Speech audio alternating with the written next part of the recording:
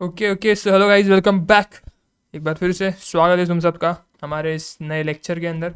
और lecture number 11 जो है हमारा, जो है ये लेक्चर है, लेक्चर 10। आई होप आप लोगों ने देखा हुआ होगा। 10 लेक्चर अपने जो है यहाँ पे कंप्लीट भी हो चुके हैं। एंड 11वां लेक्चर जो है अभी हम लोग रिकॉर्ड कर रहे हैं, यानी कि आप लोग देख रहे हो। थोड़ा सा अगर लैग आया बीच में तो थोड़ा सा एडजस्टमेंट कर लेना, थोड़ा सा लैग शायद आ सकता है। पता नहीं क्यों, थोड़ी सी दिक्कत है, उसको मैं बाद में सॉर्ट आउट कर लूँगा। लेकिन अभी के लिए अपन क्या करते हैं, अपने लेक्चर को जो है आगे कंटिन्यू करते हैं, लेक्चर को शुरू करते हैं। और अपने जो चैप्टर 2 का सिलसिला है उसको आगे जो है अपन कंटिन्यू करते हैं सर। तो आज के इस लेक्चर के अंदर सर अपन जो है काफ़ी मज़ेदार जो है एक चीज़ देखने वाले हैं, ठीक है, जो कि होगा पेस्टल एनालिसिस। अगर आप लोगों ने कहीं पे पेस्टल एनालिसिस के बारे में सुना होगा, तो पेस्टल एनालिसिस जो है एक टूल है जिससे आप क्या करते हो, आपके मैक्रो एनवायरनमेंट को एनालाइज कर सकते हो, है ना। तो ये पेस्टल एनालिसिस के बारे में अपन जो है चीज़ें जो है, अगर आप लोगों ने बीसी के पढ़ा हुआ है, ठीक है, क्योंकि बिकॉज अभी बीसी के आपके हट चुका है इससे, सी फाउंडेशन के सिलेबस से। तो ये पेस्टल एनालिसिस के बारे में आप लोगों ने शायद पढ़ा ना हो, या फिर कोई ऐसा हो सकता है जिसने जो है उस अटेम्प्ट में अपना सी फाउंडेशन क्लियर किया जिस अटेम्प्ट में बीसी के था, है ना। और वो अब जो है अपने ग्रुप 2 की तैयारी कर रहा है, स्ट्रैटेजिक मैनेजमेंट अपने लेक्चर देख रहा है। तो उसको जो है पेस्टल एनालिसिस के बारे में जो है पहले से पता होगा।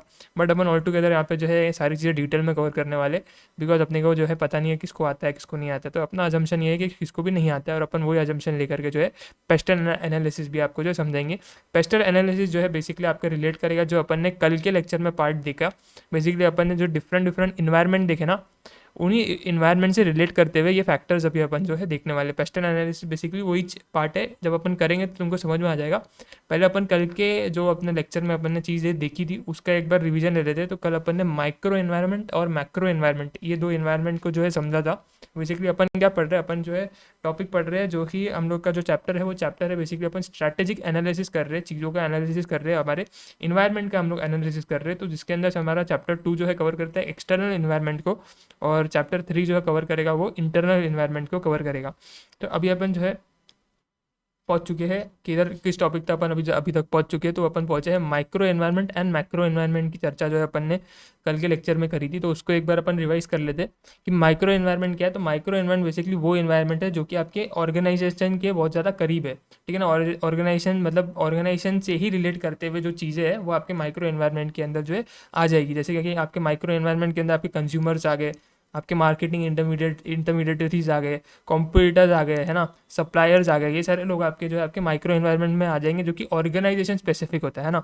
जो आपके ऑर्गेनाइजेशन स्पेसिफिक चीज़ें होता है वो आपके माइक्रो एनवायरनमेंट के अंदर आ जाती है। और छोटा सा एनवायरनमेंट होता है ना, छोटे से एरिया को कवर करता है, स्मॉल एरिया को कवर करता है, आपके ऑर्गेनाइजेशन के रिलेटेड ही अपन सारी चीज़ें देखते हैं, है ना। तो वो आपका माइक्रो एनवायरनमेंट होता है। इसके अंदर अपन ने एक जो है क्वेश्चन जो है देखा हुआ था कि भाई कौन से इश्यूज जो है अपने को अपने माइक्रो एनवायरनमेंट के अंदर देखने को मिलेंगे, जो अपने को कंसिडर करने।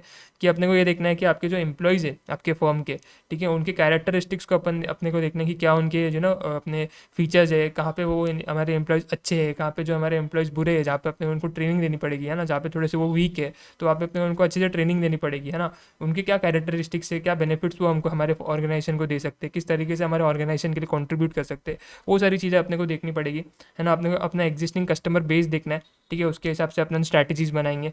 अपने को ये देखना है कि फाइनेंस अपन कहाँ से अपने लिए बंदोबस्त कर सकते हैं, फाइनेंस पैसा वगैरह अपने को अगर अपने फॉर्म के लिए लगेगा तो अपन वो कहाँ से जो है जुगाड़ कर सकते हैं, वो अपने को देखना पड़ेगा। अपने फॉर्म के सप्लायर्स कौन से रहेंगे, कौन कौन अपने फॉर्म के सप्लायर्स रहेंगे, क्या अपने सब सप्लायर्स के अपने टर्म्स रहेंगे, वो सारी चीज़ें आपको जो है इसके अंदर कंसिडर करनी है। आप आपके लोकल कम्युनिटी के बारे में जो है देखेंगे कि लोकल कम्युनिटी को लेकर के आप लोग मतलब जिधर आपका बिजनेस चल रहा है उसके आसपास जो रहने वाली कम्युनिटीज़ है उसको तो कोई दिक्कत नहीं आ रही है, उन लोगों को तो कोई दिक्कत नहीं आ रही है, वो सारी चीज़ें आप देखोगे, है ना। आप आपके कंपटीशन को देख लोगे कि कोई कंपटीशन कैसे परफॉर्म कर रहा है, कंपटीशन क्या स्ट्रैटेजीज लगा रहा है, वो सारी चीज़ें भी आप देख लोगे। आपके माइक्रो एनवायरनमेंट के अंदर मोटा मोटी आपको ये सारे इश्यूज जो है कंसिडर करने थे। उसके बाद सर अपन ने मैक्रो एनवायरनमेंट देखा। मैक्रो एनवायरनमेंट में जब अपन बात करते हैं मैक्रो एनवायरनमेंट की, तो यहाँ पे अपन as a nation as a whole बात करते हैं। वहाँ पे हम लोग सिर्फ ऑर्गेनाइजेशन स्पेसिफिक बात कर रहे थे, यहाँ पे हम लोग पूरी नेशन स्पेसिफिक एज एन, और अपना पूरा नेशन की जो है अपन बात करेंगे। एक लार्जर स्केल पे अपन जो है अभी चीज़ों को देखने वाले, ब्रॉडर डायमेंशन पे अपन जो है चीज़ों को देखने वाले। मैक्रो एनवायरनमेंट के अंदर जो है अलग अलग आपके जो है इन्वायरमेंट आ जाते हैं, जैसे कि आपकी इकोनॉमिक इन्वायरमेंट आ गया, सोशल कल्चरल इन्वायरमेंट आ गया, टेक्नोलॉजिकल इन्वायरमेंट आ गया, पॉलिटिकल इन्वायरमेंट आ गया, लीगल इन्वायरमेंट आ गया। ये सारे आपके इन्वायरमेंट आ गए जो कि अपन ने अलग से जो है नीचे भी डिस्कशन जिसका अपन ने किया, ठीक है। तो अपन अलग अलग इन्वायरमेंट को भी एक बार समझ लेते हैं कि आपका सबसे पहले अपन ने डेमोग्राफिक इन्वायरमेंट देखा। डेमोग्राफिक वर्ड का मतलब क्या है? तो डेमोग्राफिक अपने बोला कि कैरेक्टरिस्टिक्स किसके? तो कैरेक्टरिस्टिक्स आपके पॉपुलेशन के, जो आपके रहने वाले लोग हैं, जो जनता है, उनके कैरेक्टरिस्टिक्स अपने को देखने हैं। जैसे कि एज, कौन से एज ग्रुप, कौन से एज ग्रुप के अपने जो है पॉपुलेशन जो है अपने पास ज़्यादा है। जैसे कि इंडिया में यूथ ज़्यादा रहता है, तो अपने यूथ को देखते हुए सारी चीज़ों को जो है ज़्यादा मतलब मेन फोकस हमारा फिर हमारा यूथ रहेगा, है ना। जेंडर अपने को देखना है कि ज़्यादा मेल से फीमेल से, इनकम कैसी है, ज़्यादा अमीर लोग हैं, गरीब लोग हैं। ये सारे बेसिकली आप फीचर्स देखोगे आपके पॉपुलेशन के, उसके बेसिस पे आप जो क्या कर पाओगे, आपके फर्म के लिए जो है आप स्ट्रैटेजीज वगैरह जो है अच्छे से बना पाओगे, मार्केटिंग वगैरह आप अच्छे से कर पाओगे। ये सारा डाटा आपके मार्केटिंग वगैरह के लिए ज़्यादा रिलेवेंट होता है कि अपने को मार्केटिंग कैसे करनी है, एडवर्टीजमेंट्स कैसे चलानी है ना, कौन से अपने को डेमोग्राफिक रीजन में जो है ज़्यादा अपने को जो है ध्यान देना है, वो सारी चीज़ें आपको जो है पता लग जाएगी। इसके अंदर दो इश्यूज़ भी आपको कंसिडर करने थे कि आपको ये देखना था कि भाई आपका जो डेमोग्राफिक ट्रेंड है, ठीक है ना, वो डेमोग्राफिक ट्रेंड कैसे आपके मार्केट साइज को अफेक्ट करेगा, है ना। आपके डेमोग्राफिक ट्रेंड्स क्या आपके लिए अपॉर्चुनिटीज़ रिप्रेजेंट कर सकती है, क्या थ्रेट्स आपको जो है आने वाले टाइम में देखने को मिलने वाले हैं। तो वो सारी चीज़ें आपको जो है यहाँ से जो है पता करनी पड़ती है आपके डेमोग्राफिक ट्रेंड्स को देख करके। उसके बाद जो अपन ने अगला इन्वायरमेंट देखा था वो सोशल और कल्चरल इन्वायरमेंट अपन ने देखा था। सोशल कल्चरल इन्वायरमेंट अपन ने देखा था। इसके अंदर बेसिकली हम लोग समझते थे आपके जो लोग होते हैं उनके क्या वैल्यूज़ रहते हैं, जो सोसाइटी के क्या वैल्यूज़ है, सोसाइटी के क्या बिलीव्स है, सोसाइटी के क्या ट्रेडिशंस है, वो सारी चीज़ों को हम लोग देखते हैं। ये सारी चीज़ों को हम लोग इसलिए देखते हैं, समझते हैं, ताकि हम लोग को जो हमारे जो मिशन एंड ऑब्जेक्टिव्स है उसके अकॉर्डिंग जो है सेट करते हुए आने चाहिए। हमारे मिशन एंड ऑब्जेक्टिव्स कुछ ऐसे नहीं होने चाहिए जो कि किसी सोसाइटी को जो है हार्म पहुँचाए, उनके फीलिंग्स को हार्म पहुँचाए, है ना। अपने को वो नहीं चाहिए, मतलब अपने को चाहिए कि भाई कोई भी मतलब कि अपने मिशन एंड ऑब्जेक्टिव ऐसे नहीं होने चाहिए जिसकी वजह से किसी सोसाइटी के जो ट्रेडिशंस है, सोसाइटी के जो वैल्यूज़ है, उन पर कुछ भी इम्पैक्ट पड़े, है ना। अपने को ऐसे अपने मिशन एंड अपने ऑब्जेक्टिव जो है ऑर्गेनाइजेशन के सेट करने, तो वो ऑब्जेक्टिव एंड मिशन सेट करने में अपने को वहाँ पे मदद मिलेगी अगर अपन सोसाइटी के ट्रेडिशंस को, वैल्यूज़ को, बिलीव्स को समझते, है ना। उसके बाद सर अपन ने अगला इन्वायरमेंट देखा, वो देखा इकोनॉमिक इन्वायरमेंट। इकोनॉमिक इन्वायरमेंट के अंदर हम लोग हमारे जो इकोनॉमी है उसकी इकोनॉमी की कंडीशन को समझते हैं कि कैसे इकोनॉमी अच्छी कर रही है, अच्छी चल रही है इकोनॉमी, या फिर बुरी चल रही है, कैसी हालत है हमारी इकोनॉमी की, क्या कंडीशन है, वो अपन जो है यहाँ पे इकोनॉमिक इन्वायरमेंट के अंदर देखते हैं। क्योंकि ये बिकॉज इकोनॉमी के अंदर जो जो चीज़ें हो रही है कहीं ना कहीं वो हमारे बिजनेस के ऊपर भी इम्पैक्ट जो है डालेगी। तो यहाँ पर जो आपकी ऑर्गेनाइजेशन क्या क्या चीज़ों को देखती है, क्या क्या चीज़ों को समझती है, तो वो आपके परचेसिंग पावर को समझती है कि कंज्यूमर कितना ज़्यादा स्पेंड कर सकता है। अब ये परचेसिंग पावर जो है किन किन फैक्टर्स के ऊपर डिपेंडेंट रहता है, तो आपकी इनकम कितनी होगी, है ना। जितना इनकम होगा उतना ज़्यादा आप परचेस करने की ताकत रखते होगे। इनकम कम रहेगा तो आप परचेस वगैरह उतने गुड्स को नहीं कर पाओगे, चीज़ों को परचेस वगैरह आप नहीं कर पाओगे, है ना। आपके गुड्स कौन कौन से प्राइस पे बिक रहे हैं, सेविंग्स आप कितनी करना चाह रहे हो, आप ज़्यादा सेव करना चाहते हो या फिर ज़्यादा स्पेंड करना चाहते हो, उसके ऊपर भी डिपेंड करेगा। पैसा कितना सर्कुलेशन है मार्केट में, अगर पैसा ही नहीं होगा, है ना, बैंकों के पास आपको देने के लिए पैसा ही नहीं होगा, तो आप लोग इनकम कहाँ से जनरेट करोगे। अपने को पैसा अपन इनकम क्या बोलते हैं, अपनी अपनी इनकम क्या रहती है, अपना पैसा ही तो अपनी इनकम रहती है। लेकिन जब अपने इकोनॉमी के अंदर पैसा ही नहीं होगा, कैश ही नहीं आरबीआई छाप रहा है, कैश ही नहीं आरबीआई निकाल रहा है अपने इसके अंदर मार्केट में, तो अपने पास इनकम आएगी कैसे, है ना। तो अपने को जो है देखना पड़ेगा कि मनी कितना सर्कुलेशन के अंदर चल रहा है, डेट देने की अवेलेबिलिटी है कि नहीं, लोगों को उधार दिया जा रहा है कि नहीं, बैंक के लोन वगैरह दे रही है कि नहीं, लोग अपने माल उधार पे बेच रहे हैं कि नहीं, है ना। क्रेडिट आपको जो है क्रेडिट पे जो है गुड्स वगैरह आपको बेचे जा रहे हैं कि नहीं जा रहे हैं, तो आपका क्रेडिट का अवेलेबिलिटी कितना है, डेट का अवेलेबिलिटी कितना है, इन सारी चीज़ों के बेसिस पे आपका जो है आपका परचेसिंग पावर जो है डिसाइड होता है। और हमारे लिए परचेसिंग पावर ऑर्गेनाइजेशन के लिए जो है बहुत ज़्यादा इंपॉर्टेंट रहती है कि सामने वाले बंदे की परचेसिंग पावर कितनी है, उसके बेसिस पे उसका जो है धंधा जो है उसको समझ में आएगा कि चलेगा कि नहीं चलेगा, है ना। उसके बाद फिर आप जो है देखते हो कि आपकी इकोनॉमी के अंदर अगर आपको ये देखना है कि आपकी इकोनॉमी कैसे परफॉर्म कर रही है, इकोनॉमी अच्छी परफॉर्म कर रही है, बुरी परफॉर्म कर रही है, तो आप कौन से फैक्टर्स को देखोगे। आप आपकी कंट्री का जीडीपी देखोगे, आप आपका फॉरेन एक्सचेंज रिजर्व देखोगे, है ना। आप ये देखोगे कि भाई आपकी इकोनॉमी के अंदर अनएम्प्लॉयमेंट का रेट कितना है, इन्फ्लेशन कितना चल रहा है, इन्फ्लेशन चल रहा है नहीं चल रहा है, क्या चल रहा है, डिफ्लेशन चल रहा है, इंटरेस्ट रेट कैसे है, ज़्यादा महंगे इसमें मतलब ज़्यादा इंटरेस्ट रेट्स पे आपको लोन वगैरह मिल रहा है या फिर क्या मिल रहा है। तो उसके बेस पे आपको जो है ये पता लग जाएगी आपके जो है इकोनॉमी का स्टेट कैसा है, अच्छी कर रही है इकोनॉमी या फिर अच्छी नहीं कर रही है इकोनॉमी, पुअरली परफॉर्म कर रही है या फिर अच्छा परफॉर्म कर रही है, ये आपको जो है पता लग जाएगा। और ये आप पता क्यों कर रहे हो, ताकि आपको ये पता लग जाए कि आपके बिजनेस के ऊपर कितना इम्पैक्ट आने वाला है। अगर इकोनॉमी आपकी अच्छी नहीं कर रही है तो कहीं ना कहीं जितने बिजनेसेस होंगे वो भी अच्छे नहीं कर रहे होंगे, है ना। तो ये आपको जो है समझना पड़ेगा, इकोनॉमिक इन्वायरमेंट को भी आपको समझना पड़ेगा। उसके बाद सर आपका अगला आता है, अगला इन्वायरमेंट वो आता है आपका पॉलिटिकल एंड लीगल इन्वायरमेंट, है ना। पॉलिटिकल एंड लीगल इन्वायरमेंट के अंदर अपन क्या समझते हैं कि ये देखते हैं कि भाई जो गवर्नमेंट का इंटरवेंशन होता है ना, गवर्नमेंट का जो इंटरवेंशन होता है वो कितने हद तक हमारे इकोनॉमी के अंदर में है। ठीक है, काफ़ी सारे हम लोग जो है यहाँ पे देखते हैं कि आपकी अलग अलग जो है कंट्रीज जो है अलग अलग आपका जो है इकोनॉमी का सिस्टम जो है अडॉप्ट करती है। किसका मिक्स्ड इकोनॉमी रहता है, किसका कैपिटलिस्टिक इकोनॉमी रहता है, किसका जो है सोशलिस्ट इकोनॉमी रहता है। अपन ने देखा टाइप्स ऑफ इकोनॉमीज अपने अपन पढ़ के आ रहे हैं इकोनॉमिक्स के अंदर में।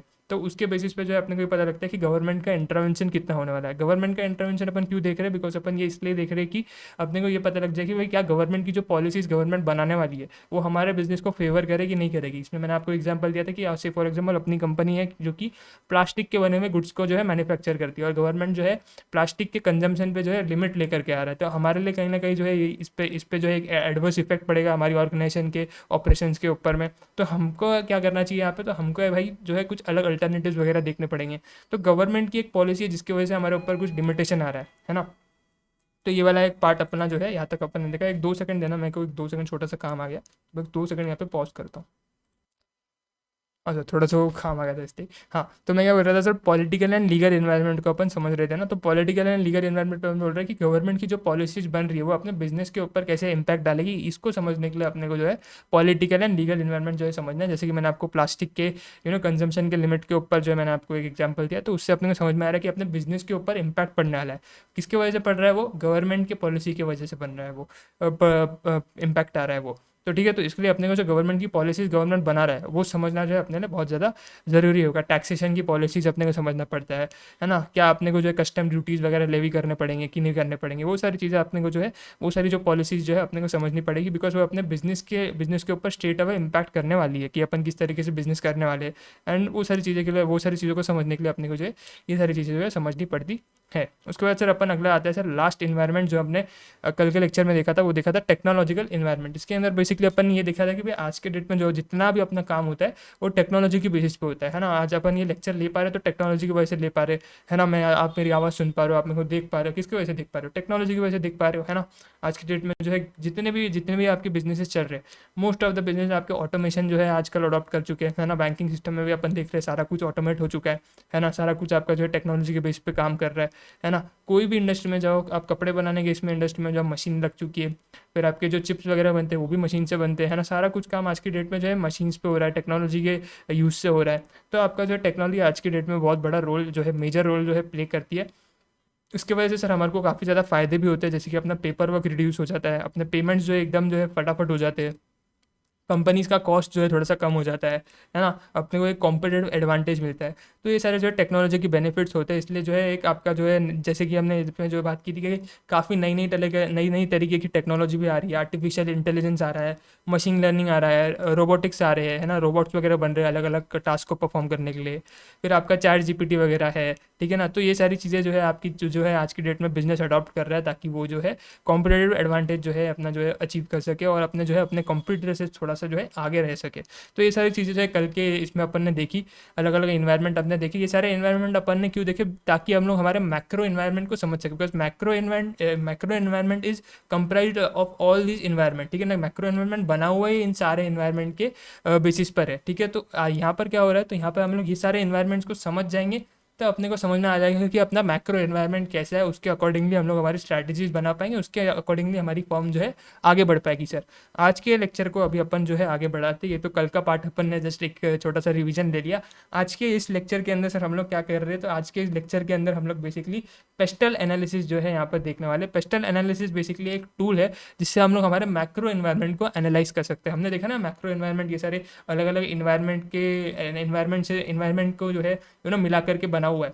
तो ये सारे इन्वायरमेंट को अपने को अच्छे से स्टडी करना है, तो उसके लिए अपने को पेस्टल एनालिसिस करना पड़ेगा। पेस्टल एनालिसिस का फुल फॉर्म क्या है, जो वर्ड पेस्टल है, ठीक है, जो आप देख सकते हो ये वर्ड पेस्टल है। ये वर्ड पेस्टल जो है बना किन किन फैक्टर से है, क्या मतलब इसका फुल फॉर्म क्या है, तो मैं बता दूं।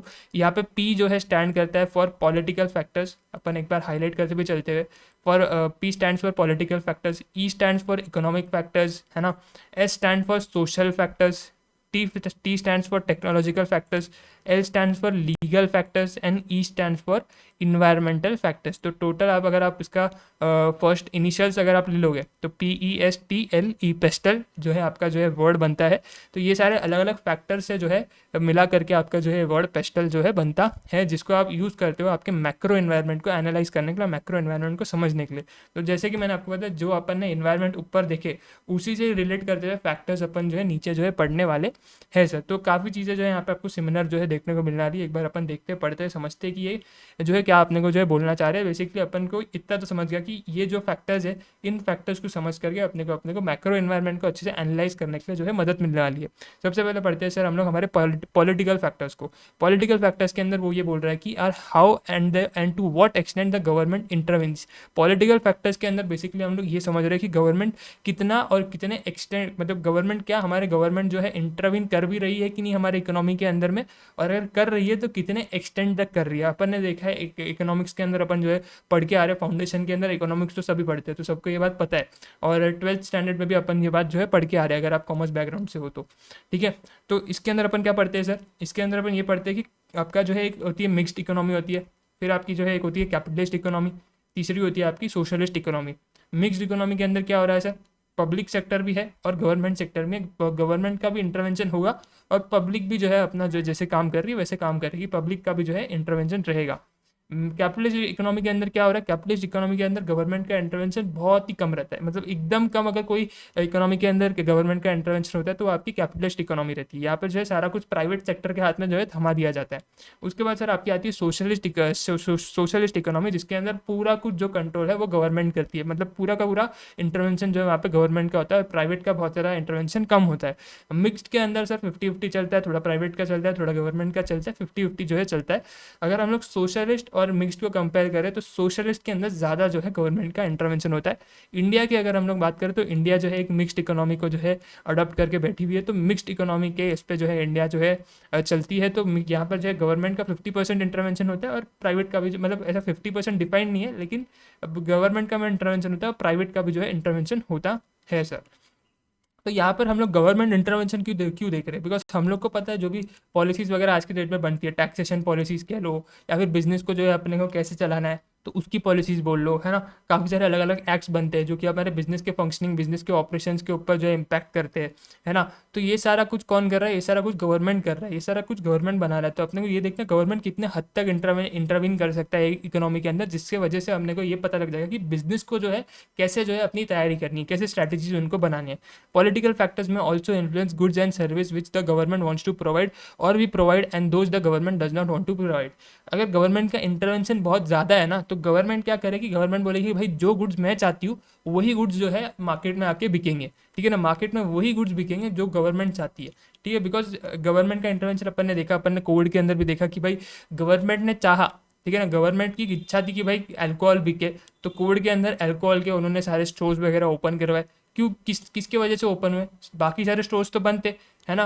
कपड़ों के दुकान बंद थे, ठीक है, इलेक्ट्रॉनिक्स के दुकान बंद थे, बाकी जितने भी दुकानें वो तो बंद थी, ठीक है। एक अपने जो नेसेसरी फूड आइटम्स वगैरह की थी, मेडिकल स्टोर्स थे, ये लोग खुले थे, और वो ग्रोसरी वगैरह के सामान लेने के लिए वो वाली दुकानें खुली थी। वेजिटेबल्स के कुछ वेंडर्स वगैरह लगा सकते थे अपनी दुकान वगैरह, बस इतना ही अपना जो है गवर्नमेंट ने जो है परमिशन दे रखी थी। इसके अलावा गवर्नमेंट ने कौन से गुड्स का सप्लाई करना जो है सही समझा, उन्होंने समझा अल्कोहल को सप्लाई करते, वहाँ से उनको ज़्यादा टैक्स रेवेन्यू मिलेगा, है ना। उनको भी पैसा चाहिए था, उन्होंने देखा सारा टैक्स किस पे मिलता है, अल्कोहल पे मिलता है, चलो अल्कोहल का धंधा खोल दो, है ना। लोग वैसे भी घर पे बैठे क्या करेंगे, अल्कोहल पियेंगे, मजे वजे करेंगे, है कि नहीं। तो उन्होंने क्या किया दिया वहाँ पे, क्योंकि गवर्नमेंट का इंटरवेंशन था ना, जहाँ पे गवर्नमेंट का इंटरवेंशन है, गवर्नमेंट अपने हिसाब से बोल सकता है कि भाई ये गुड्स बिकेंगे, ये गुड्स नहीं बिकेंगे। अगर गवर्नमेंट को आज के डेट में चाहिए कि भाई इंडिया में कोई कुछ फूड आइटम वगैरह नहीं बिके, से फॉर एग्जाम्पल मतलब एग्जाम्पल के लिए अगर गवर्नमेंट को चाहिए कि जो मैगी है, मैगी इंडिया में नहीं बेची जाए, तो गवर्नमेंट चाहे तो मैगी के ऊपर बैन लगा सकती है, समझ रहे हो। गवर्नमेंट के पास उतना पावर है ना, गवर्नमेंट चाहे तो वो चीज़ कर सकती है। और मैगी जो नेस्ले का धंधा चल रहा है मैगी, तो नेस्ले के ऊपर एज ए बिजनेस अगर आप देखोगे तो नेस्ले के ऊपर तो इम्पैक्ट आ जाएगा ना। फिर अगर मैगी बैन हो गई तो, अगर मैगी बैन हो गई तो नेस्ले के ऊपर तो इम्पैक्ट आ जाएगा। तो ये किसके ऊपर डिपेंड कर रहा है, ये गवर्नमेंट के इंटरवेंशन के ऊपर डिपेंड कर रहा है। अगर गवर्नमेंट ने इंटरवेंट किया तो कोई भी हमारे प्रोडक्ट के ऊपर बैन लगा देगी, फॉर्म को उसका नुकसान होगा, फर्म पे उसका उसका इम्पैक्ट आएगा। तो इसके लिए अपने को पॉलिटिकल फैक्टर्स को जो है समझना बहुत ज़्यादा ज़रूरी है कि कब कौन से समय पे गवर्नमेंट इंटरवीन कर सकती है, कौन सी लिमिट्स अगर अपन ने क्रॉस कर दी, कौन सी चीज़ें अगर अपन ने जो है गवर्नमेंट की पॉलिसीज़ फॉलो नहीं किए तो अपने को उसके कॉन्सिक्वेंसेस बेयर करने पड़ सकते हैं। अगर आपके जो है अलग अलग जो है, जैसे कि अपन फूड के अंदर देते हैं कि आपको जो है अलग अलग जो है सर्टिफिकेशंस लेकर आने पड़ते हैं। अगर आपको कोई फूड का प्रोडक्ट लेकर के आना है, पैकेट फूड का प्रोडक्ट लेकर के आना है, तो पैकेट पे अपन देखते हैं ना पीछे की बहुत सारे अलग अलग आपके लेबल्स लगे रहते हैं। FSSAI का कुछ तो भी एक लोगो रहता है जो कि आपको अप्रूव करता है कि हाँ भाई फूड वगैरह में कोई दिक्कत नहीं है, खा सकते हैं, इसको कंज्यूम वगैरह किया जा सकता है। तो अलग अलग सर्टिफिकेशन लेने पड़ते हैं। से फॉर एग्जाम्पल आपने जो है उसका सर्टिफिकेशन नहीं लिया, किसी कंपनी ने जो है उसके सर्टिफिकेशन नहीं लिया और बिना सर्टिफिकेशन लिए वो अपने प्रोडक्ट को बेच रहा है, तो उसका कॉन्सिक्वेंसेस क्या होगा? ऑब्वियसली उसके प्रोडक्ट को बैन कर दिया जाएगा, तो बिजनेस के ऊपर इम्पैक्ट आएगा।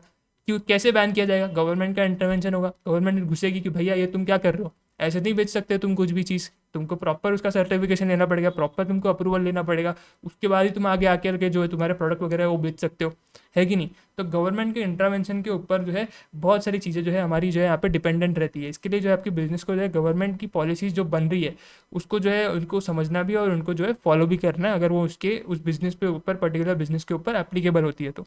Further more government have great influence on health, education and infrastructure of a nation. ठीक है ना, ज़्यादा करके जहाँ पे हेल्थ की बात आती है, एजुकेशन की बात आती है, इंफ्रास्ट्रक्चर की बात आती है, तो वहाँ पे गवर्नमेंट का इंटरवेंशन बहुत ज़्यादा रहता है ना। तो यहाँ पर जो है अपने को ये पॉलिटिकल फैक्टर को जो है समझना पड़ेगा अगर अपने को मैक्रो इन्वायरमेंट को जो है अच्छे से जो है एनालाइज करना है। उसके बाद जो अपना एक अगला जो हमारा फैक्टर है वो है इकोनॉमिक फैक्टर, है ना। अगला जो हमारा फैक्टर है वो कौन सा फैक्टर है? इकोनॉमिक फैक्टर है। तो इकोनॉमिक फैक्टर के अंदर देखते हो क्या बोलता है? Economic factor have major impact on how business operate and take decision. कैसे हमारा धंधा ऑपरेट करेगा और कैसे हमारा बिजनेसमैन जो है डिसीजन लेगा अपने बिजनेस के लिए, वो पूरा का पूरा डिपेंडेंट किसके ऊपर रहता है? आपके इकोनॉमिक फैक्टर के ऊपर जो है डिपेंडेंट रहता है सर। ठीक है, ये कैसे डिपेंडेंट रहता है? ऊपर भी अपन ने इकोनॉमिक इन्वायरमेंट के अंदर समझा कि इकोनॉमिक इन्वायरमेंट के अंदर कौन सी चीज़ें आ गई। इकोनॉमिक इन्वायरमेंट के अंदर अगर आपको इकोनॉमिक इन्वायरमेंट के अंदर सबसे पहले ऊपर अपन ने क्या देखा था कि सबसे पहले तो अपने को परचेसिंग पावर देखनी है। जितना ज़्यादा अगर आपका कंज्यूमर स्पेंड करने की पावर रख रहा है, ठीक है, उतना ज़्यादा बिजनेसमैन के लिए अच्छा, उतना ज़्यादा आपकी ऑर्गेनाइजेशन के लिए अच्छा है कि आपके प्रोडक्ट को वो खरीदेगा। ठीक है ना। और परचेसिंग पावर किसके बेसिस पे जो है, अगर आपको याद रहेगा, परचेसिंग पावर किस बेसिस, कौन से फैक्टर्स से जो है वेरी करती है कि आपका इनकम कितना है, आप सेविंग्स कितना कर रहे हो, मार्केट के अंदर पैसा कितना चल रहा है, सर्कुलेशन के अंदर मनी कितना सर्कुलेशन के अंदर है, डेट और क्रेडिट की अवेलेबिलिटी है कि नहीं। तो ये सारे फैक्टर्स के बेसिस पे आपका परचेसिंग पावर जो है क्या होता है, वेरी करता है। तो जितना ज़्यादा परचेसिंग पावर है उतना ज़्यादा ऑर्गेनाइजेशन के लिए अच्छा है कि भाई लोग जो है अपना आकर के गुड्स वगैरह खरीदेंगे, उनके पास पैसा वगैरह है उस चीज़ के लिए, तो वो लोग खरीदेंगे उसको, तो अपने लिए अच्छा है ना, अपने लिए अच्छा है वो चीज़। उसके बाद सर अपन ने क्या देखा था ऊपर इकोनॉमिक इन्वायरमेंट के अंदर कि अगर इकोनॉमिक इन्वायरमेंट को अपने को समझना है तो जो फैक्टर्स है, अलग अलग फैक्टर्स, जैसे कि जीडीपी हो गया, फॉरेन एक्सचेंज रिजर्व हो गया, है ना, ये सारे अलग अलग फैक्टर्स है, ये सारे फैक्टर्स को हमको समझना पड़ेगा। अनएम्प्लॉयमेंट का रेट कितना हो गया, इन्फ्लेशन कितना हो गया, ये सारी चीज़ों को अपने को समझना पड़ेगा। क्यों समझ रहे थे ये सारी चीज़ें अपन? ताकि हम लोग इकोनॉमिक इन्वायरमेंट को समझ सके। तो ये सारे क्या थे, ये जो जीडीपी हो गया, फॉरेन एक्सचेंज रिजर्व हो गया, ये फैक्टर्स है ना, इकोनॉमिक फैक्टर्स है ना, इन इकोनॉमिक फैक्टर्स को हम लोग समझ करके इकोनॉमिक इन्वायरमेंट को समझ रहे थे। इकोनॉमिक इन्वायरमेंट क्या है? आपके मैक्रो इन्वायरमेंट का तो एक पार्ट है, मैक्रो इन्वायरमेंट का तो हिस्सा है, वही तो हम लोग को समझना है, वही तो हम लोग को समझना है। तुम समझ रहे हो? तो जो ऊपर हम लोग इन्वायरमेंट देख के है ना कहीं ये फैक्टर्स उनके अंदर हम लोग ऑलरेडी डिस्कस कर चुके। इन फैक्टर्स को समझेंगे तो उस इन्वायरमेंट को समझ पाएंगे, और वो सारे इन्वायरमेंट को मिला करके ही मैक्रो इन्वायरमेंट बनता है। समझ रहे हो तुम लोग? मैं क्या समझाने की कोशिश कर रहा हूँ तुमको? जितने भी अपन ऊपर इन्वायरमेंट देख के है ना, उसी के उधर ही हम लोग ये सारे फैक्टर्स ऑलरेडी डिस्कस कर चुके। ठीक है, ये सारे फैक्टर्स से हम लोग वो सारे अलग अलग इन्वायरमेंट्स को समझेंगे, पॉलिटिकल, लीगल, है ना, सोशल, कल्चरल, इकोनॉमिक, ये सारे एनवायरनमेंट्स को हम लोग समझेंगे, ये सारे फैक्टर्स को समझ करके, जो कि हम लोग ऑलरेडी डिस्कशन कर चुके हैं। लेकिन फिर भी इंस्टीट्यूट के अंदर जैसे आप लोग को जो है स्ट्रक्चर दिया हुआ है, उस स्ट्रक्चर के साथ ही मैं आगे कंटिन्यू कर रहा हूँ। तो इसके लिए मैं फिर से आपको सारी चीज़ें समझा रहा हूँ। ये सारे फैक्टर्स ऑलरेडी हम लोग डिस्कस कर चुके हैं, बस इन्हीं फैक्टर को समझ करके हम लोग इकोनॉमिक इन्वायरमेंट को समझेंगे। इकोनॉमिक फैक्टर्स को समझ करके, इकोनॉमिक इन्वायरमेंट क्या है? आपके मैक्रो एनवायरनमेंट का एक पार्ट है। तो हम लोग को ऑल टुगेदर मैक्रो एनवायरनमेंट को समझना है, तो अलग अलग इन्वायरमेंट को समझना पड़ेगा। वो अलग अलग इन्वायरमेंट को समझने के लिए ये अलग अलग फैक्टर्स को स्टडी करना पड़ेगा, है ना, क्योंकि इन फैक्टर्स के बेसिस पे ही वो इन्वायरमेंट जो है चल रहा है। तो इसके अंदर भी आप एग्जाम्पल देखोगे तो इंटरेस्ट रेट्स, है ना, फिर उसके बाद सर जीडीपी वगैरह, वो सारी चीज़ें इसके अंदर जो है आ जाएगी सर। देखो, money supply, inflation, credit flow, per capita income, growth rates, सारी चीज़ें हम लोग ऑलरेडी डिस्कस कर चुके हैं, क्योंकि ये सारे फैक्टर्स को स्टडी करो, ये सारे फैक्टर्स को स्टडी करोगे, इकोनॉमिक इन्वायरमेंट का आइडिया लग जाएगा। इकोनॉमिक इन्वायरमेंट मैक्रो इन्वायरमेंट का हिस्सा है। इन शॉर्ट तुम लोगों ने मैक्रो इन्वायरमेंट को समझ लिया, बात खत्म, है ना। बट उसके लिए अलग अलग इन्वायरमेंट है, अलग अलग इन्वायरमेंट को समझने के लिए अलग अलग फैक्टर्स आपको समझने पड़ेंगे, तब जाकर के आप मैक्रो इन्वायरमेंट को समझ पाओगे। बिकॉज वो सारी चीज़ें मिला करके आपका मैक्रो इन्वायरमेंट बन रहा है, कोई एक इंडिविजुअल इन्वायरमेंट मैक्रो इन्वायरमेंट नहीं है। सारे इन्वायरमेंट को आप जब मिला लेते हो तो आपका मैक्रो इन्वायरमेंट बनता है। ब्रॉडर टर्म है तो आपको उसके हिसाब से जो है सोचना पड़ेगा। उसके बाद सर अगला फैक्टर वो लोग बोल रहे हैं सोशल फैक्टर, कि सोशल फैक्टर के अंदर आपको क्या चीज़ें देखना है। तो हम लोगों ने ऊपर ही देख लिया था भाई, आप सोसाइटी के वैल्यूज़ देखो, सोसाइटी का ट्रेडिशन देखो, उनके कस्टम्स देखो, उसके बेसिस पे अपने मिशंस बनाओ, ऑब्जेक्टिव्स बनाओ, ताकि उनके वैल्यूज़, उनके ट्रेडिशंस, उनके कस्टम्स को जो है हार्म ना पहुँचे, है ना, उनको कोई ठेस ना पहुँचे किसी भी चीज़ का तुम्हारे ऑब्जेक्टिव्स या मिशंस को देख करके। तो उसके अकॉर्डिंग मिशंस या फिर ऑब्जेक्टिव्स तुम अपने बनाओ, ठीक है। Society social factors affect the demand for a companies product and how that company operates. आपकी पूरी डिमांड जो है यहाँ पे सोसाइटी की वजह से अफेक्ट होगी, क्योंकि demand at the end of the day कौन कर रहा है, आपका कस्टमर कर रहा है, जो कि आपके सोसाइटी का हिस्सा है। तो अगर आपके मिशंस गलत होंगे, अगर आपके ऑब्जेक्टिव सही नहीं रहेंगे, आपके मिशन सही नहीं रहेंगे, तो वो आपके प्रोडक्ट खरीदेगा नहीं, है ना। अगर आप सही तरीके से धंधा करोगे नहीं तो वो क्यों आपके प्रोडक्ट के लिए डिमांड देगा। अगर आप सही तरीके से धंधा कर रहे हो, अच्छा प्रोडक्ट बना रहे हो, अच्छा आपका मिशन है, अच्छा आपका जो है काम करने का नियत है, तो वो आपके प्रोडक्ट आके खरीदेगा, क्यों नहीं खरीदेगा। उसके बाद सर आपका अगला आता है sir technological factors. Technological factors भी हम लोग ऑलरेडी ऊपर डिस्कस कर चुके हैं। टेक्नोलॉजी आज के डेट में जो है हमारे को बहुत ज़्यादा यूजफुल है ना। टेक्नोलॉजी के बिना आज के डेट में हमारे मोस्ट ऑफ द काम हो ही नहीं सकते। आजकल हम लोग जो है पेमेंट वगैरह कर रहे हैं, या फिर ये जो मैं आपसे कम्युनिकेट कर पा रहा हूँ, सारा किसकी वजह से हो रहा है, टेक्नोलॉजी की वजह से हो रहा है। बिजनेस आज के डेट में जो है इतना फटाफट जो है मैन्युफैक्चरिंग कर पाता है अपने गुड्स का, क्यों कर पाता है, टेक्नोलॉजी की वजह से कर पाता है ना। तो टेक्नोलॉजिकल फैक्टर्स आज के डेट में बहुत ज़्यादा मेजर रोल प्ले करते हैं।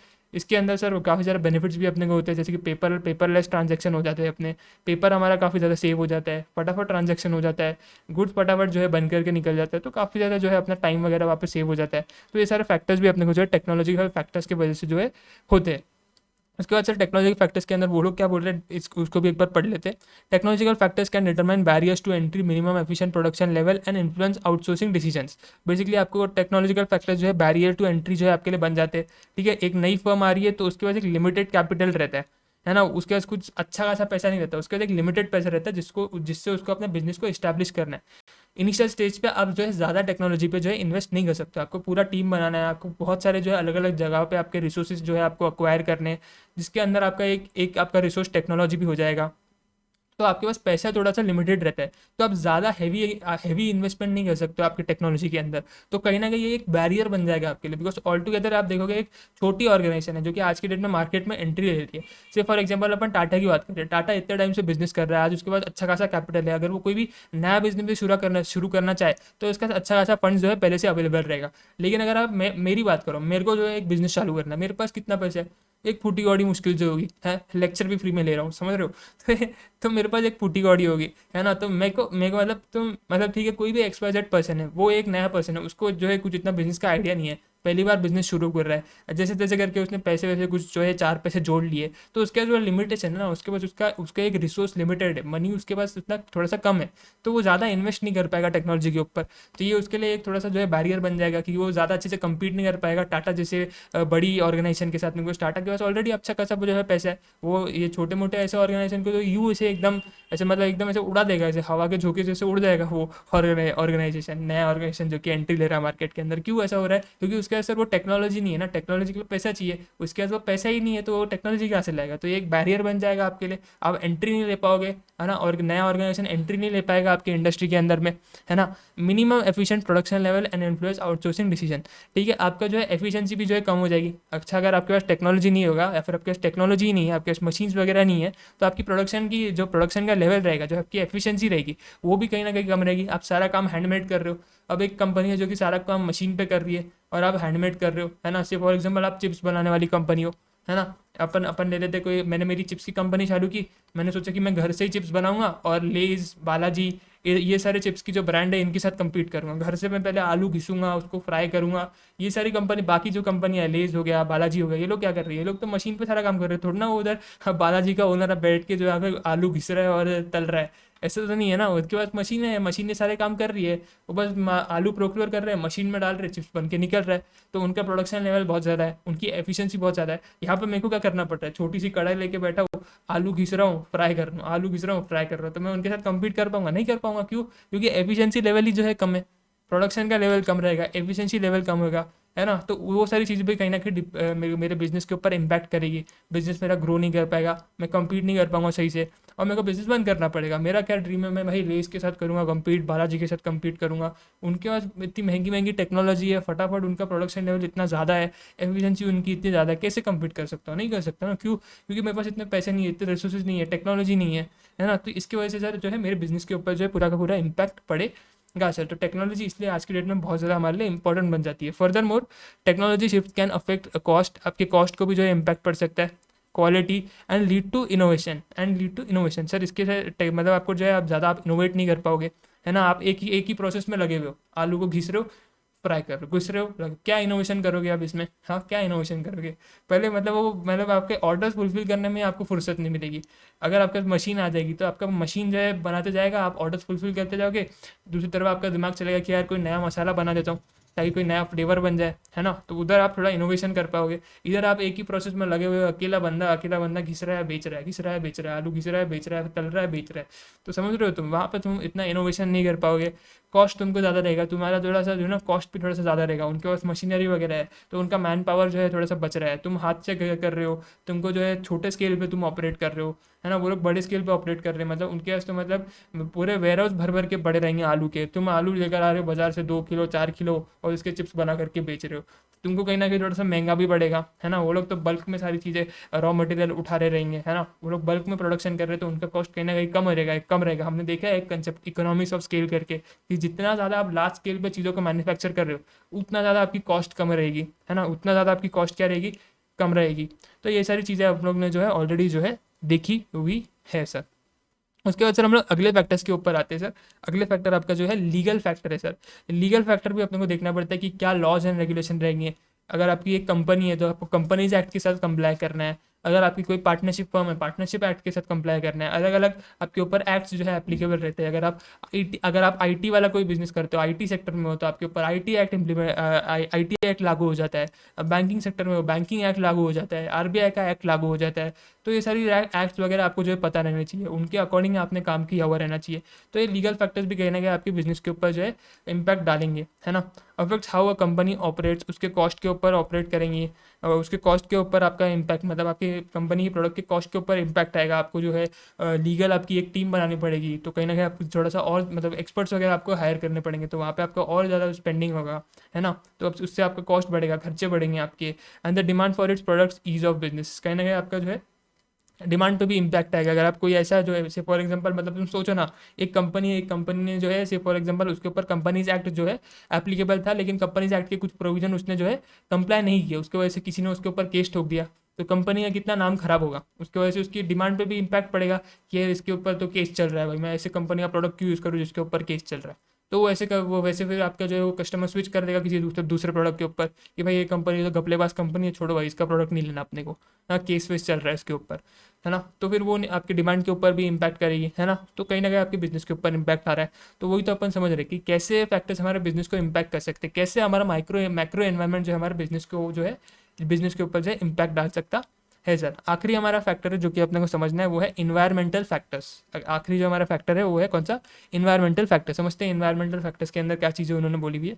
Environmental factors affects industry such as tourism, farming and insurance. आपके जो इन्वायरमेंटल फैक्टर्स है, जैसे कि आपके जो नेचर वगैरह, मतलब इन्वायरमेंट आपका जो नेचर, जो आपकी सराउंडिंग्स है, कि अगर आपका नेचर जो है अच्छा नहीं है ना। जैसे फॉर एग्जाम्पल आप जो है टूरिज्म के बिजनेस में हो, है ना, और आपकी जो कंट्री है, जिस कंट्री में आप टूरिज्म का जो है बिजनेस चला रहे हो, उस कंट्री में जो है बाढ़ आ रखी है ना, तूफान आ रखा है, तो कैसे आप टूरिज्म करवाओगे, कैसे आप टूरिज्म का धंधा चलाओगे, कैसे लोग आप बाहर से बुलाओगे और उनको यहाँ पे घुमाओगे। बाढ़ आ रखी है, बाढ़ देखने के लिए वो लोग यहाँ पे आएंगे क्या?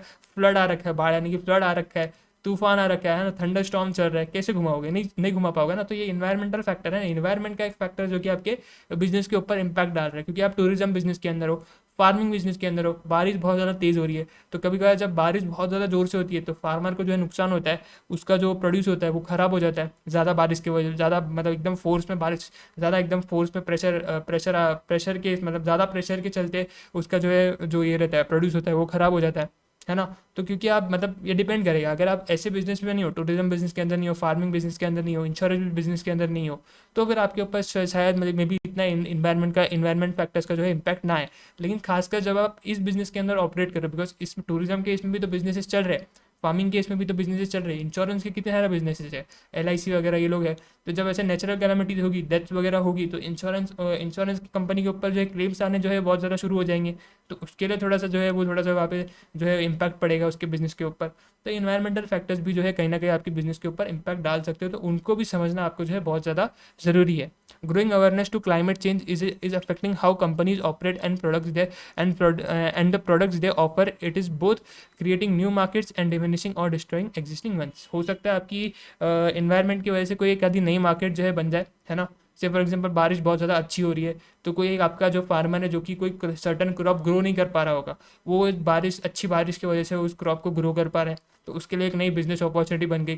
तो वही दूसरी तरफ कोई ऐसा क्रॉप है जिसको बारिश जो है उतनी ज़्यादा सूट नहीं होती, तो वो क्रॉप बेच नहीं पाएगा क्योंकि बारिश बहुत ज़्यादा ज़ोर से आती है, वो क्रॉप जो है उग नहीं पाता है सही से क्योंकि उसको ज़्यादा पानी मिल जाता है।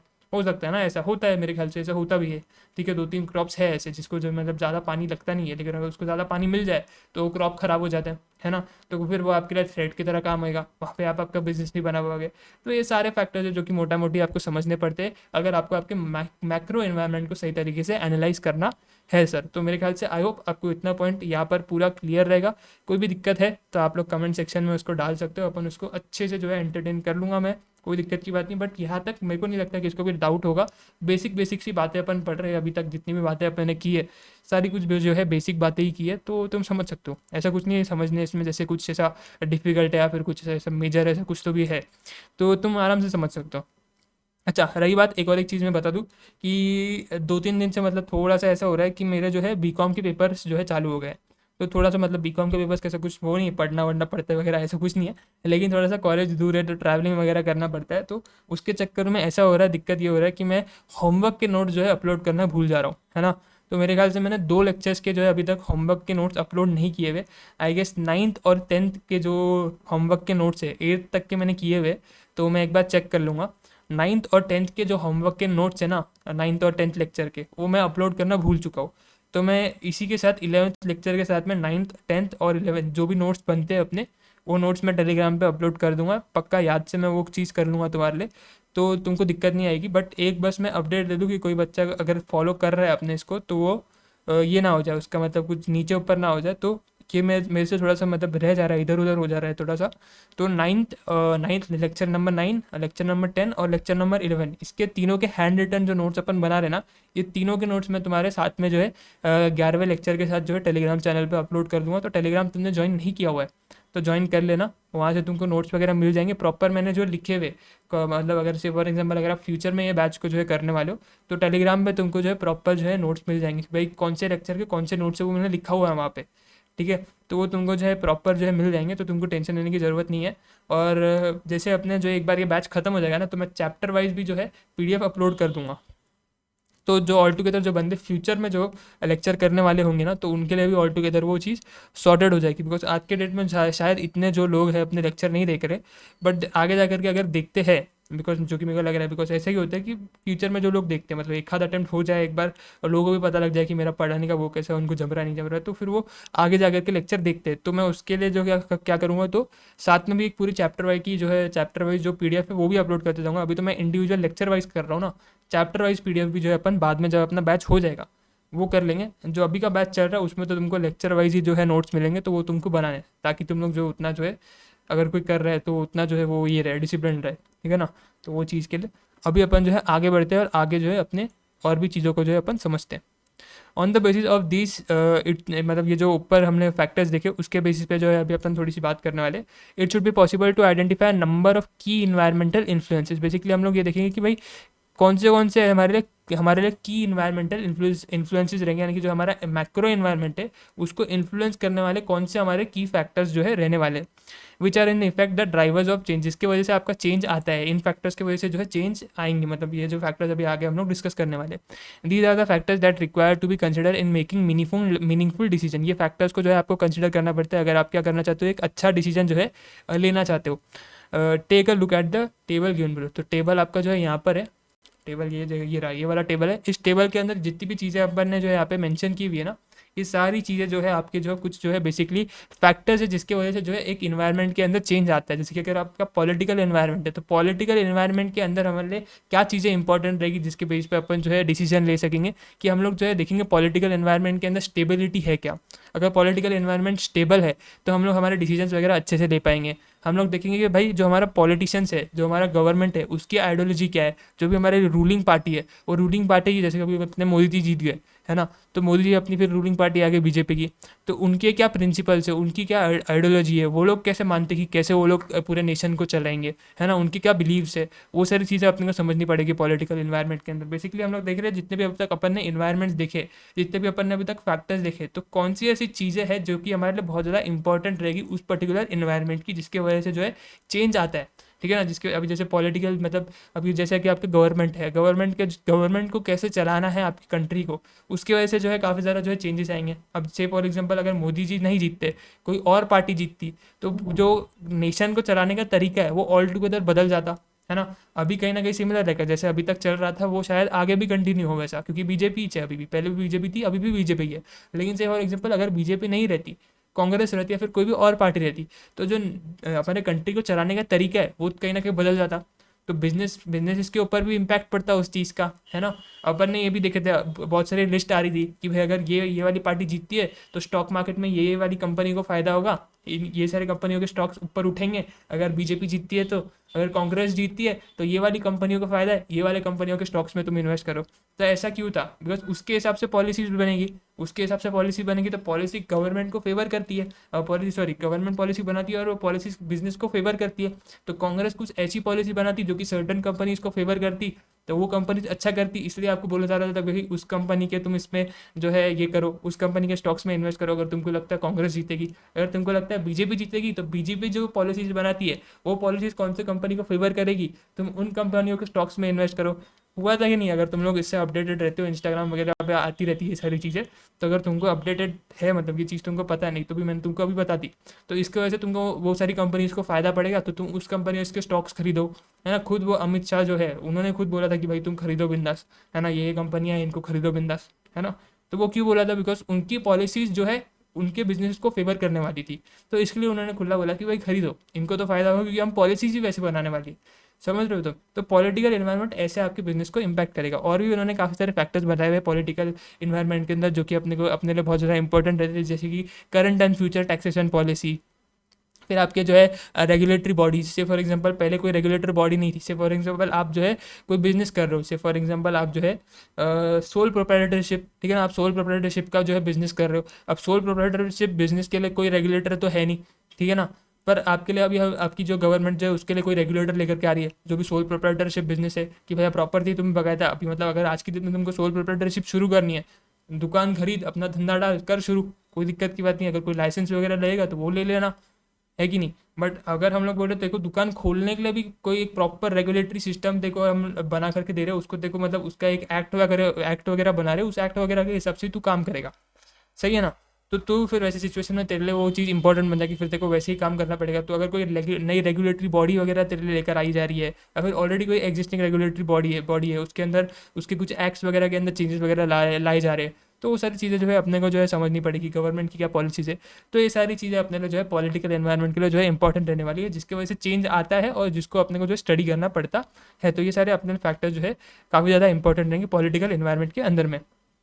अगर अपन इकोनॉमिक इन्वायरमेंट की बात करें, इकोनॉमिक इन्वायरमेंट के अंदर कौन से फैक्टर्स अपने लिए इंपॉर्टेंट रहते हैं, कि भैया क्या करंट इकोनॉमिक सिचुएशन है ना, क्या क्या इकोनॉमिक ट्रेंड चल रहा है, इन्फ्लेशन चल रहा है, डिफ्लेशन चल रहा है ना, मार्केट एंड ट्रेड साइकिल्स कैसे हमारी वर्क कर रही है, स्पेसिफिक इंडस्ट्री फैक्टर्स हमारे कौन से हैं, कि अगर हमारे कोई पर्टिकुलर से फॉर एग्जांपल अपने मोटर अपन को जो है ना ऑटो मोटर्स के सेगमेंट में, ऑटो मोटर्स की इंडस्ट्री में, तो कुछ वो स्पेसिफिक इंडस्ट्री रिलेटेड कुछ अगर इकोनॉमिक फैक्टर्स रहेंगे, है ना, से फॉर एग्जांपल स्टील वगैरह के रेट्स वगैरह, है ना, स्टील जो कि अपना गाड़ियाँ बनाने में तो काफ़ी ज़्यादा स्टील यूज़ ही होता है, तो स्टील के क्या रेट्स वगैरह है ना, और भी बाकी सारे जो चीज़ें अपने सिस्टम्स वगैरह है काफ़ी सारे उसके अंदर ये भी लगते हैं, हमारा टेक्नोलॉजी का भी यूज़ आता है, तो टेक्नोलॉजी रिलेटेड कुछ ऐसा स्पेसिफिक वो लोग चीज़ें लेकर के आ रहे हैं, तो वो सारी चीज़ें भी जो है आपके जो है इकोनॉमिक फैक्टर्स के अंदर आएगी, कि भाई स्पेसिफिक इंडस्ट्री फैक्टर्स आपके क्या क्या रहेंगे, ठीक है।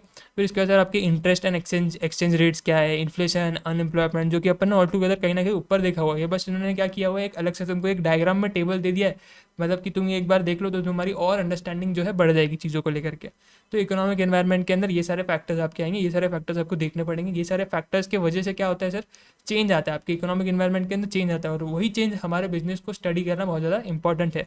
तो ये सारे फैक्टर्स पर ध्यान दो तो तुमको पता लग जाएगा कि भाई क्या इकोनॉमिक एनवायरनमेंट के अंदर चेंज आ रहा है। फिर आते हैं हम लोग सोशल एनवायरनमेंट के अंदर, कि सोशल एनवायरनमेंट के अंदर कौन से फैक्टर्स की वजह से चेंज आता है जो कि हमको समझने पड़ते हैं, जैसे कि लाइफस्टाइल ट्रेंड्स, की लोग कैसे रहना पसंद कर रहे हैं, है ना। लोगों की कैसे लोग आज मतलब आज की डेट में जब से कोविड अपन ने देखा है, तो कोविड के बाद लोग जो है ज़्यादातर के जो है हेल्दी लाइफस्टाइल जो है जीना चाहते हैं, है ना। अपन ने उसके बाद देखा जो कि ये देख रहे हैं कि अपन ऑर्गेनिक फूड जो है ज़्यादा प्रमोट हो रहा है, कि अपन जो है जो नॉर्मल अपने तले हुए जो फ्राइड चिप्स आते हैं उसको रिप्लेस कर रहे, जैसे मखाना वगैरह हो गया, है ना। मतलब अच्छे अच्छे मतलब जो अनहेल्दी स्नैकिंग है उसके वजह से थोड़ा सा हेल्दी स्नैकिंग हो, तो वो हेल्थ बेनिफिट्स, हेल्दी वाली चीज़ों की तरफ जो है ज़्यादा जो है लोग आज की डेट में जो है फोकस कर रहे हैं आफ्टर कोविड। ठीक है, तो क्योंकि उन्होंने लाइफस्टाइल जो है जीने का अपना तरीका थोड़ा सा जो है चेंज करने का जो है डिसीजन लिया है। तो क्या लाइफस्टाइल ट्रेंड चल रहा है वो भी जो है बहुत ज़्यादा इंपॉर्टेंट है। डेमोग्राफिक ट्रेंड्स कैसे चल रहे हैं आपके, अपन ने ऑलरेडी देखा है कि भाई क्या पॉपुलेशन का आपका एज है, क्या उनका जो है इनकम है, वो सारी चीज़ें। ठीक है, उसके बाद उनके क्या एटीट्यूड्स है, उनके क्या ओपिनियंस है, वो लोग कितना ब्रांड को जो है इंपॉर्टेंस देते हैं, कि भाई हम लोग को ब्रांडेड चाहिए, या फिर कोई भी प्रोडक्ट अपने में चलेगा, ब्रांड वगैरह का इतना अपने को जो है ये नहीं है, मतलब इतना अपना ब्रांड वगैरह का कुछ रिक्वायरमेंट नहीं है, कोई भी दे दो हम लोग यूज़ कर लेंगे, या फिर हम लोग को सिर्फ ब्रांडेड प्रोडक्ट चाहिए। टेक्नोलॉजी के लिए वो लोग टेक्नोलॉजी के लिए कितने वो जो है ना अपन बोलते हैं ना एकदम टेक सेवी है क्या, कि भाई उनको टेक्नोलॉजी मतलब कोई भी लेटेस्ट टेक्नोलॉजी है अपने को चाहिए, कोई भी नया फ़ोन लॉन्च हुआ अपने को चाहिए, कोई भी नई टेक्नोलॉजी आई अपने को चाहिए, मतलब उनका उनका कैसा बिहेवियर है टेक्नोलॉजी को लेकर के। तो ये सारी चीज़ें अगर आप देखोगे तो आपको कंज्यूमर का क्या बाइंग पैटर्न्स है, कैसे कैसे खरीदता है, कितने कितने टाइम में खरीदता है, ये सारी चीज़ें। तो ये सारी चीज़ें आपको समझ के आपको पता लग जाएगी कि सोशल एनवायरनमेंट कैसे चल रहा है, क्या क्या चेंजेस उसके अंदर आने वाले हैं सर। टेक्नोलॉजी के अंदर में देखिए टेक्नोलॉजी कैसे जो है कितने तेज़ी से जो है टेक्नोलॉजी जो है रिप्लेस की जा रही है। आज के डेट में अपन फ़ोन की इंडस्ट्री में देखते हैं आए दिन नए फ़ोन आ रहे हैं, स्मार्ट वॉच देखो तो आए दिन नए स्मार्ट वॉच आ रहे हैं, है ना। तो ये क्या हो रहा है सर, टेक्नोलॉजी कितनी जल्दी आपकी जो है रिप्लेस हो रही है, कितनी जल्दी नई आपकी टेक्नोलॉजी आ रही है, क्या किस पेस पे जो है आपका टेक्नोलॉजिकल चेंज आ रहा है, फिर आपकी टेक्नोलॉजी मैच्योर कितनी जल्दी हो रही है, कितनी जल्दी आपकी वो टेक्नोलॉजी पुरानी हो रही है। जैसे ही कोई नई टेक्नोलॉजी आ जाती है, जो पिछली वाली टेक्नोलॉजी होती है वो उतनी जल्दी पुरानी हो जाती है ना, लोग उसको यूज़ करना छोड़ देते हैं। फिर आपका सर जो मैन्युफैक्चरिंग मैच्योरिटी एंड कैपेसिटी कितना है, इनोवेशन का पोटेंशियल कितना है, ये सारे आपके बेसिकली आपके क्या रहेंगे, फैक्टर्स रहेंगे, जो कि आपको टेक्नोलॉजिकल इन्वायरमेंट के अंदर कैसे चेंजेस आ रहे हैं वो सारी चीज़ें जो है आपको बताएंगे। सेम सर अगर आप देखोगे तो लीगल एंड एनवायरमेंटल के लिए इन्वायरमेंटल के अंदर भी उन्होंने बताया हुआ है कि अगर लीगल एनवायरमेंट के अंदर आपको चेंज को देखना है तो आप देखो कि भाई आपके कौन से अलग अलग लॉज बन रहे हैं, है ना। बिजनेस के लेकर के क्या लॉज बन रहे हैं, एम्प्लॉयमेंट को लेकर के क्या लॉज बन रहे हैं, कंपटीशन को लेकर के क्या लॉज बन रहे हैं, जैसे कि कंपटीशन एक्ट है अपना, है ना। तो वो सारे ये सारी चीज़ों को लेकर के कौन से लॉज बन रहे हैं, क्या क्या लॉज बन रहे हैं, उन सब चीज़ों को समझो तो उससे तुमको लीगल एनवायरनमेंट समझ में आ जाएगा। इन्वायरमेंटल को समझना है, इन्वायरमेंट जो अपन ने देखा जैसे कि अपने टूरिज्म, एग्रीकल्चर, इंश्योरेंस, ये सारे बिजनेसेस को जो है इम्पैक्ट पड़ता है। तो आपका इन्वायरमेंटल चेंजेस वगैरह कैसे हो रहे हैं, इकोलॉजिकल इशूज़ कौन से चल रहे हैं, मतलब कि आपका वेदर वगैरह को देखो, ठीक है ना। ये देखो कि अपन देख रहे हैं जैसे ग्लोबल वार्मिंग बढ़ रहा है, ठीक है ना। तो इन्वायरमेंटल के अंदर क्या क्या चीज़ें हजार्डियस है, ठीक है, क्या क्या इन्वायरमेंटल के रिगार्डिंग लेकर के लॉज वगैरह बने हुए, वो सारी चीज़ें अगर तुम समझ लोगे तो तुमको समझ जाएगा कि भाई तुम्हारा इन्वायरमेंटल जो है, अपना जो इन्वायरमेंट है उसका जो है कैसा जो है चीज़ें जो है चल रहा है सर। तो आई होप आपको जो है इतना पॉइंट यहाँ तक जो है क्लियर रहेगा। आज के लेक्चर को सर अपन क्या करते हैं, यहीं पे जो है एक पॉज देते, बिकॉज अगला जो हमारा पार्ट है वो ऑल टुगेदर एक नया पार्ट है, तो उसको अपन एक नए लेक्चर से जो है शुरू करते हैं। काफ़ी मज़ेदार जो है अगला आने वाला पार्ट है, बट अभी तक का जितना भी पार्ट था माइक्रो एनवायरनमेंट, मैक्रो एनवायरनमेंट का, वो अपन ने कंप्लीट किया हुआ है। आई होप आपको जो है सारी चीज़ें जो है अच्छे से समझ में आ गई रहेगी।